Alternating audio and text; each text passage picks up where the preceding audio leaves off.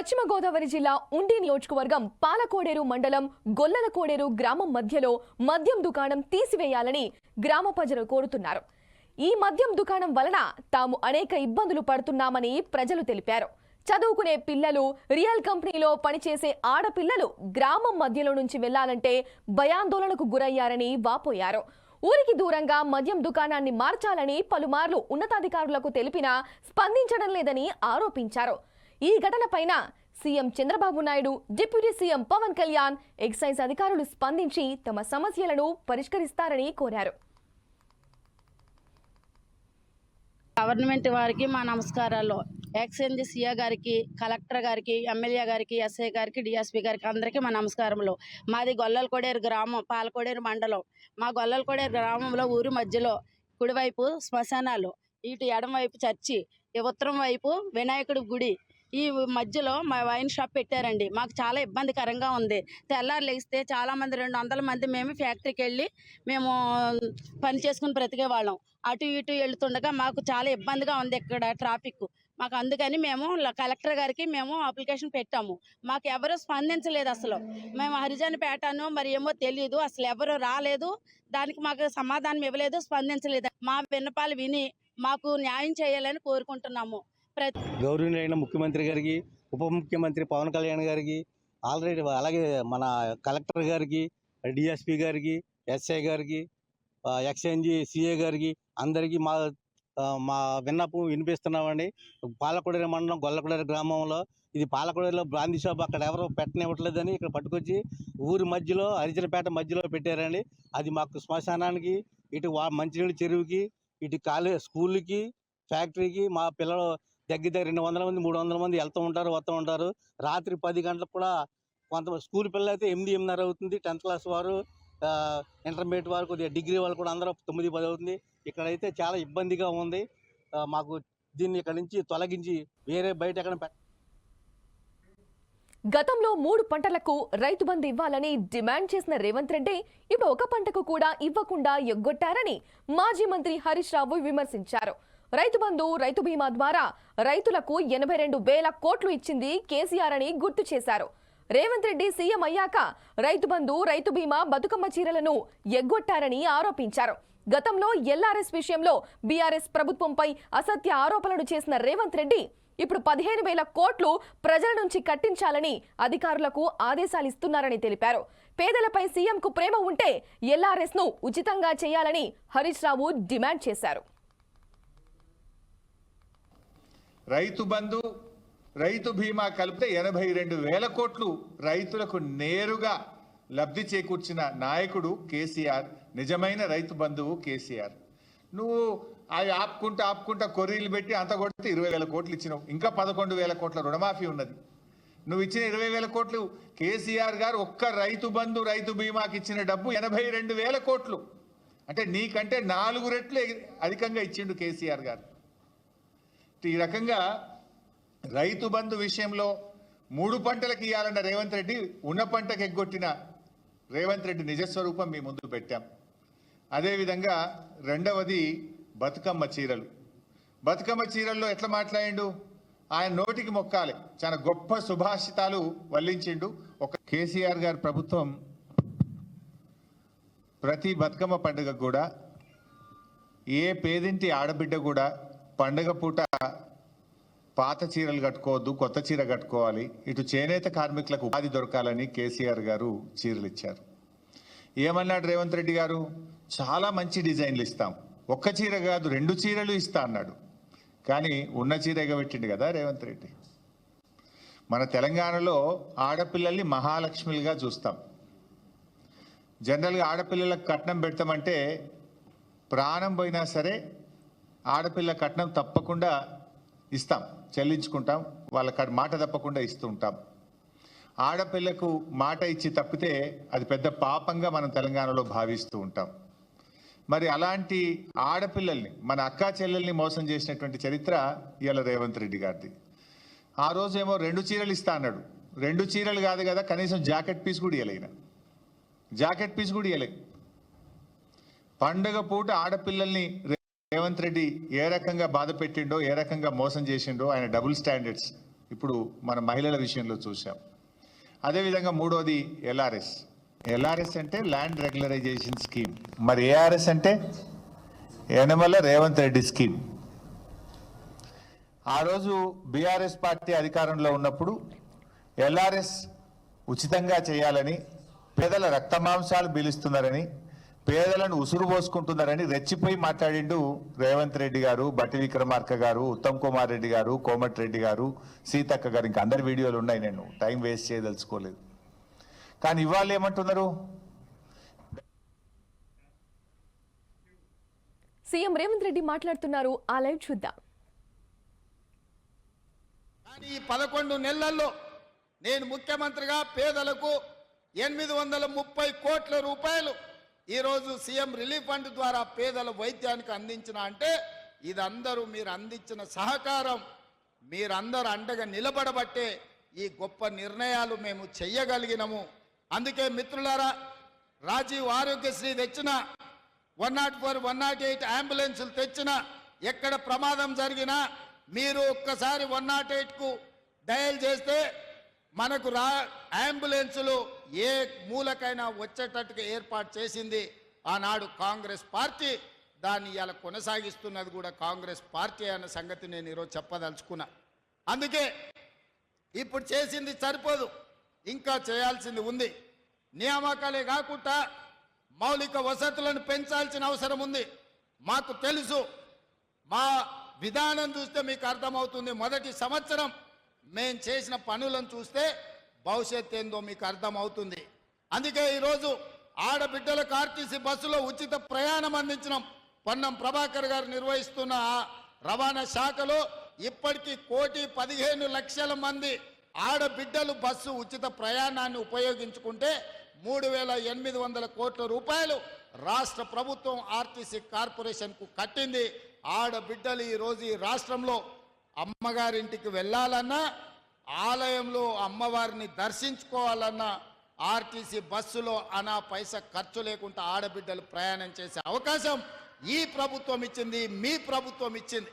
ఇంటికెళ్ళి అమ్మని అడగండి, ఆర్టీసీ బస్సులో అనా పైసా లేకుండా ప్రయాణం చేస్తుందో లేదో.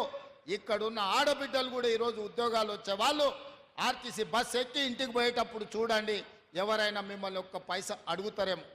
ఇది మా కమిట్మెంట్. ఇవాళ పేదవాళ్లకు 200 యూనిట్లు ఉచిత విద్యుత్తు, వ్యవసాయానికైనా ఉచిత విద్యుత్తు. మరి పట్టణాలలో ఉండే పేదలకు లేదా అంటే పేదవాళ్ళకు కూడా విద్యుత్తు భారం పడకుండా టీవీ పెట్టుకున్నా, ట్యూబ్ లైట్ వేసుకున్నా, ఫ్రిడ్జ్ పెట్టుకున్నా పేదవాళ్ళకి ఇబ్బంది లేకుండా 200 యూనిట్ల వరకు ఇవాళ పేదవాళ్ళకు ఉచిత వైద్యం అందిస్తున్నాం. 50 లక్షల కుటుంబాలు ఈరోజు 200 యూనిట్ల ఉచిత విద్యుత్తును ఈరోజు వాళ్ళకు అందుబాటులోకి వచ్చింది. 500 రూపాయలకు సిలిండర్ కూడా 50 లక్షల కుటుంబాలు ఈరోజు తెలంగాణ రాష్ట్రంలో వినియోగిస్తున్నారు. ఈ విధంగా రైతు రుణమాఫీ, మొన్ననే పాలమూరు గడ్డ మీద రైతుల పండుగ చేసుకున్నాం. 21,000 కోట్ల రూపాయలు ఈ మొదటి సంవత్సరంలోనే. మీరందరూ రైతుల బిడ్డలు మీ ఇంటికెళ్ళి మీ నాయనని అడగండి, రైతు రుణమాఫీ జరిగిందా లేదా. 2 లక్షల లోపల రుణం ఉన్న 25 లక్షల మంది రైతులకు 21,000 కోట్ల రూపాయలు వాళ్ళ ఖాతాలో వేస్తే వాళ్ళ ఖాతాలో కాసులు గలగల అంటుంటే కొంతమంది గుండెల్లో పిడుగులు పడ్డట్టుగా ఫామ్ హౌస్లో పండుకొని బాధపడుతున్నారు. వాళ్ళ బాధకు మందు లేదు. ఏదైనా మందు ఉంటే ఇక ఆ మందు జూపల్లి కృష్ణ. నేమకల్లులో పింఛన్ లబ్ధిదారులను కలిసి వారి సమస్యలను అడిగి తెలుసుకున్నారు ముఖ్యమంత్రి చంద్రబాబు. ఓ అవ్వతో చంద్రబాబు ఆప్యాయంగా మాట్లాడారు. అంతే ఆప్యాయతతో ఆమె చంద్రబాబుతో మాట్లాడిన తీరు చూస్తుంటే తల్లి కొడుకుల అనుబంధాన్ని కళ్ళారా చూసినట్టు ఉంది. వైసీపీ హయాంలో పింఛనుదారులు కమిషన్ ఇచ్చుకోవాల్సి వచ్చేదని, ఇప్పుడు అలా ఎవరైనా డబ్బులు అడుగుతున్నారా అని చంద్రబాబు అడగ్గా అలాంటిది ఏమీ లేదని లబ్ధిదారులు సమాధానమిచ్చారు.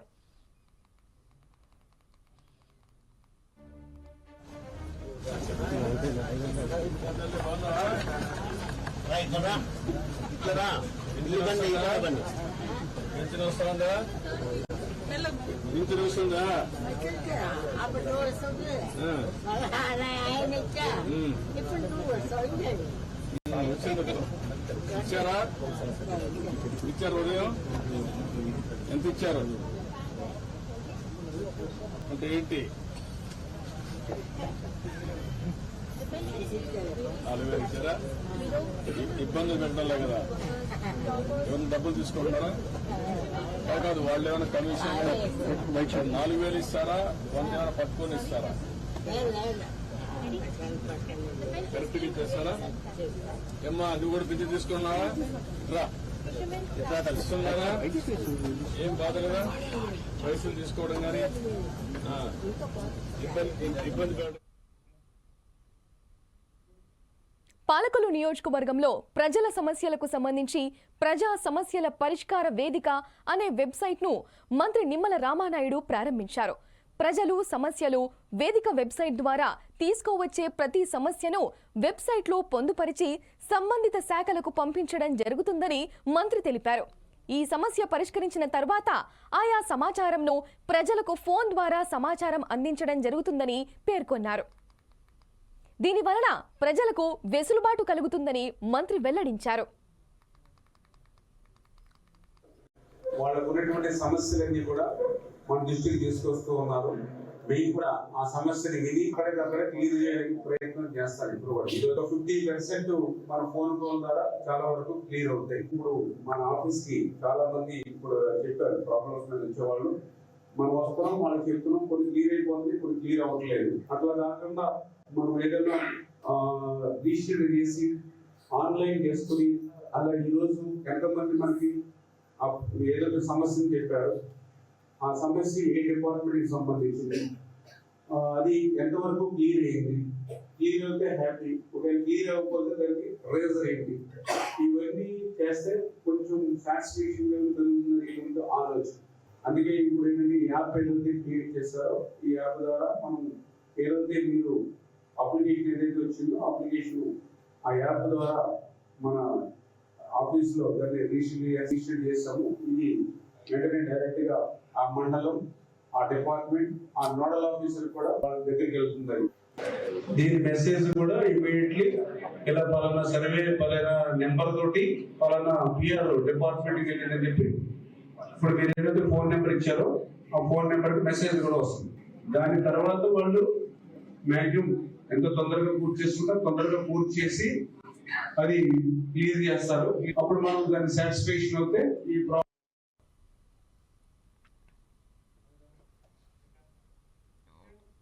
పొట్టి శ్రీరాములు విశ్వవిద్యాలయం 39వ వ్యవస్థాపన దినోత్సవం వేడుకల్లో ఐటీ శాఖ మంత్రి శ్రీధర్ బాబు పాల్గొని ప్రసంగించారు.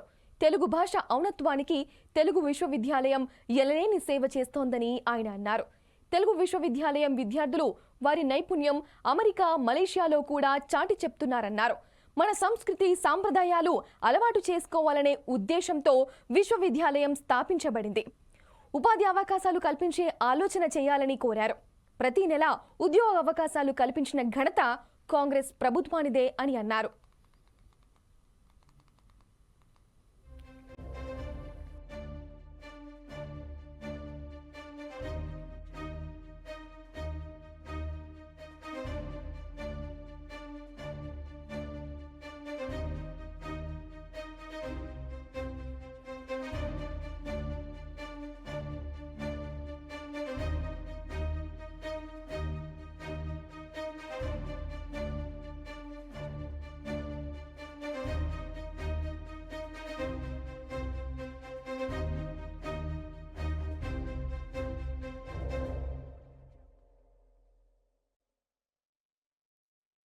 ఇతర దేశాల్లో కూడా మరి తెలుగు విశ్వవిద్యాలయానికి సంబంధించిన ఔన్నత్యాన్ని చాటి చెప్పే విధంగా అక్కడున్న అధ్యాపకులు, అక్కడున్న మరి స్టాఫ్ కూడా చాలా వరకు కూడా కష్టపడుతూ ప్రయత్నం చేస్తూ ఉన్నారు.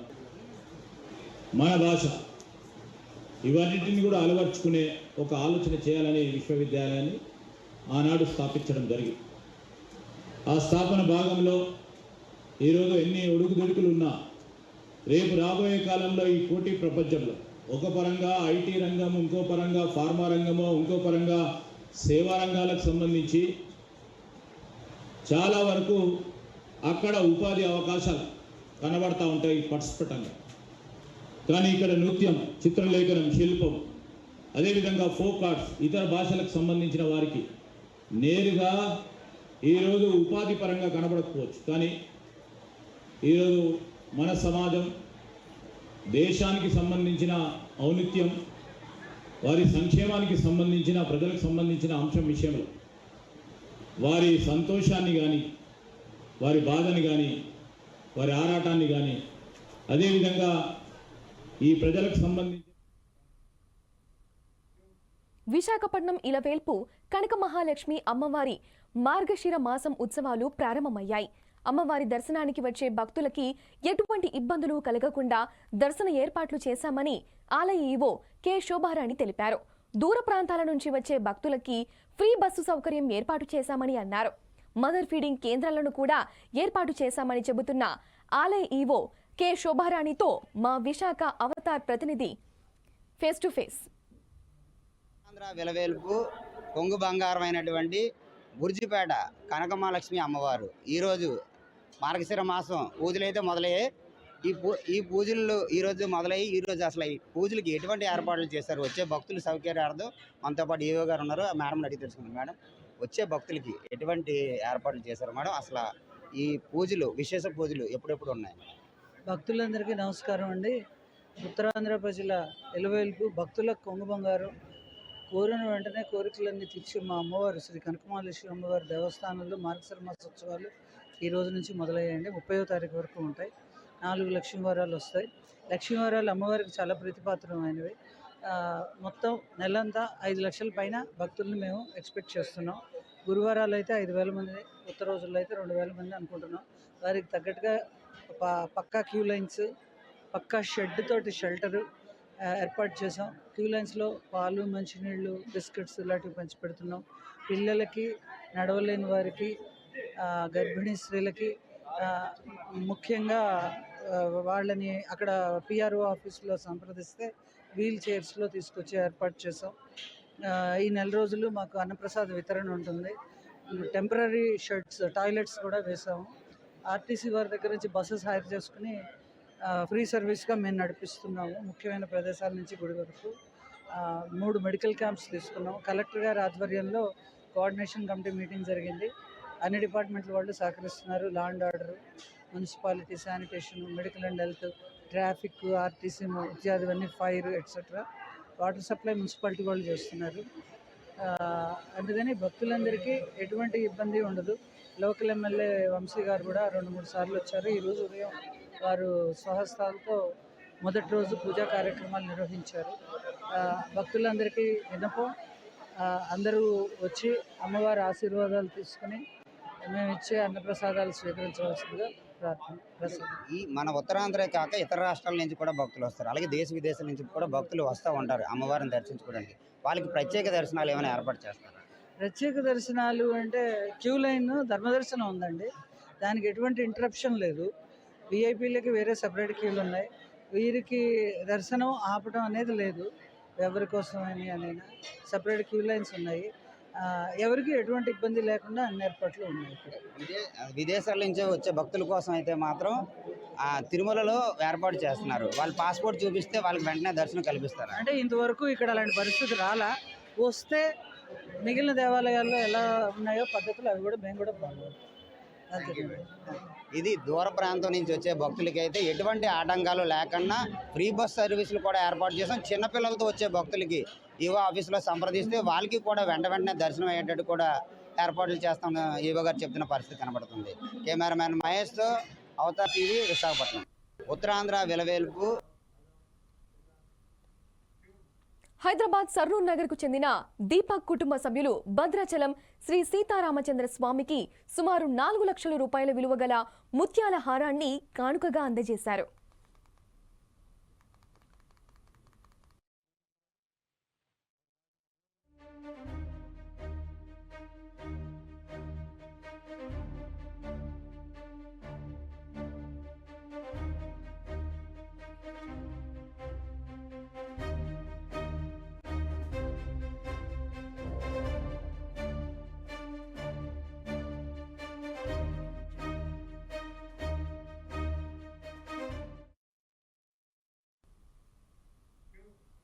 కాలేజ్ హాస్టల్లో ఓ విద్యార్థిని ఆత్మహత్యకు పాల్పడింది. బాచుపల్లిలోని ఇంపల్స్ కాలేజ్ హాస్టల్లో ఈ ఘటన జరిగింది. విద్యార్థిని ఎంపీసీ సెకండ్ ఇయర్ చదువుతున్న ప్రజ్ఞారెడ్డి అనే విద్యార్థిగా పోలీసులు గుర్తించారు. అయితే తోటి విద్యార్థులు ఎవ్వరూ లేని సమయంలో ఫ్యాన్కి ఉరివేసుకుని ఆత్మహత్య చేసుకుంది. దీంతో కేసు నమోదు చేసుకుని పోలీసులు దర్యాప్తు చేస్తున్నారు. కాలేజీ ముందు పలు విద్యార్థి సంఘాలు ఆందోళనలు చేపట్టారు.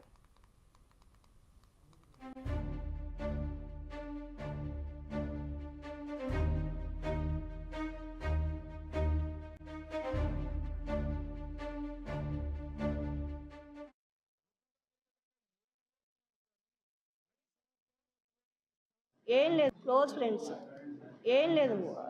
పేరెంట్స్కి ఇన్ఫార్మ్ చేశారు. చేశాను. చెప్పారా మేడం? ఇన్ఫార్మ్ చేశారా? దేని గురించి అయ్యింది సార్ మీరు అనుకుంటున్నారు?